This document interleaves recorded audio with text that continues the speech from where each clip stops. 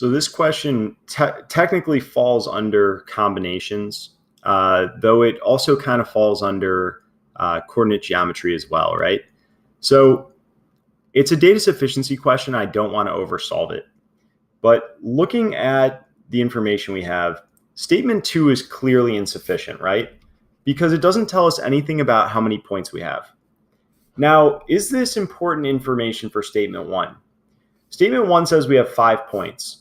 That sounds reasonable enough to help us find how many triangles we can make by connecting various points together. But statement 2 is something that we need to be aware of whether or not we're supposed to use it intentionally in statement 1 to figure out statement 1. Does it matter if they're collinear or not? Well, collinear means they're in a line. Well, if you have 3 points in a line, you can't connect them to make a triangle. You can only connect them to make a straight line. If you had 5 points in a line, then you wouldn't be able to make any triangles whatsoever. You would need one of the points to be above the other points so you could begin making triangles like that or like that. And so it does matter if they're collinear or not. So statement 1 is not sufficient on its own. Now, if we use the 2 statements together, is this enough information to solve it? So none of the 3 points are collinear, meaning they don't all 3 line up. So they're all out in space somewhere. It doesn't have to look like this, but it could. And there's 5 of them.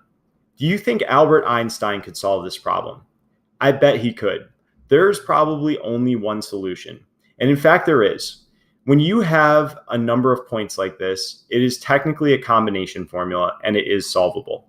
Now, the way in which we solve it is to imagine we have these points, okay?